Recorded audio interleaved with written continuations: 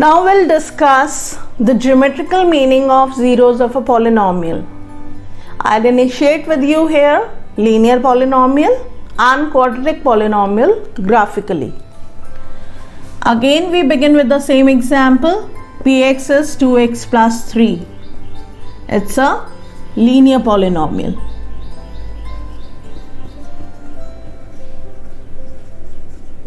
Fine.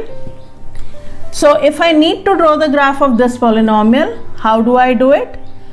I'll make a table for plotting the values. Minimum 3 values are required here.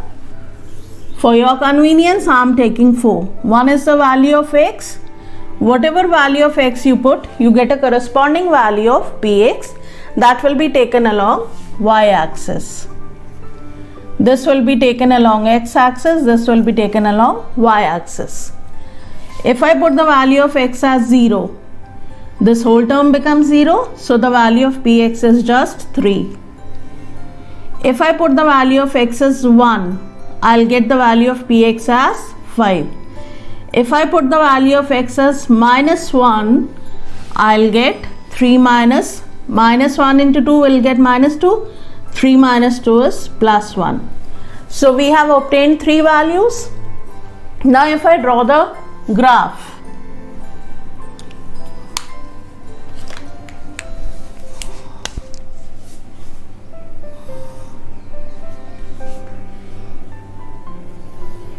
this is my Cartesian plane, y-axis the vertical line, x-axis the horizontal line, origin point of intersection of x and y. This is your first quadrant, second, third, fourth, anti-clockwise direction.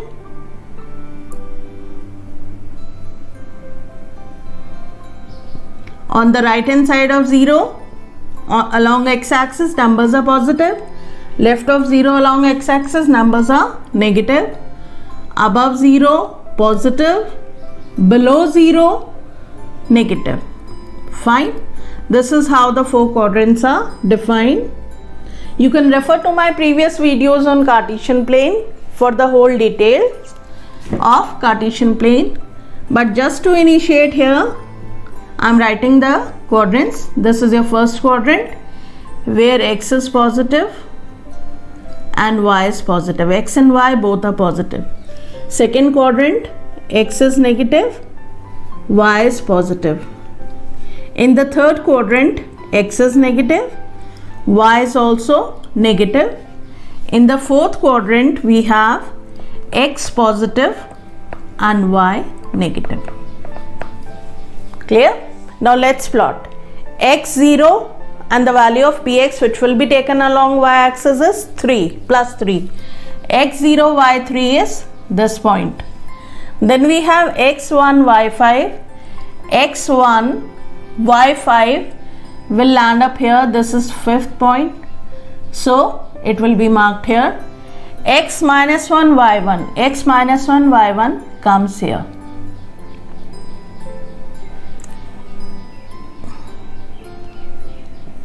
Can you see the 3 points? 0, 3. 0, 3 is here. 1, 5 is here. And minus 1, 1 is here. If I join them, I obtain a straight line intersecting x-axis at one point. That one point is the 0 of the polynomial. Clear? It should intersect at, here we had calculated the 0 as minus 3 by 2, that is minus 1.5. So the point will come somewhere here if we do it more precisely using a geometrical instrument. So this is the graph of a linear polynomial.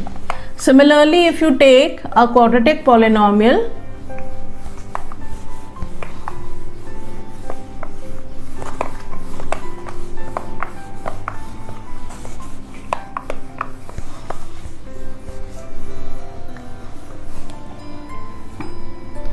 if I take px equals to x square, now it's a quadratic polynomial. again table x and px. If x is 0, px is also 0. x1, px is 1. x2, px is 4. x minus 2, px is plus 4. Fine. Now let's draw the graph. Cartesian plane, y-axis, x-axis, origin. Fine. Now x0, y0 will lie here, origin point. This is your first point. x1, y1 will come somewhere here. x2, y4 will come somewhere here.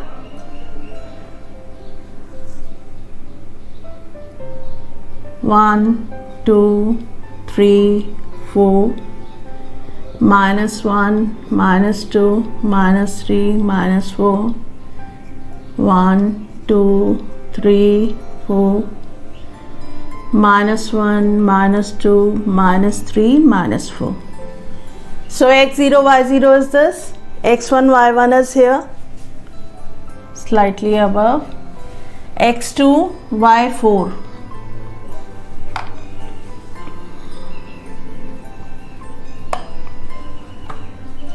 Origin x1, y1, x2, y4, x minus 2, y4. If you have a look, the graph is going to be a parabola like this, passing through the origin. Clear? So this is how we obtain the graphs of quadratic polynomial, similarly cubic polynomial, and so on. The graphical meaning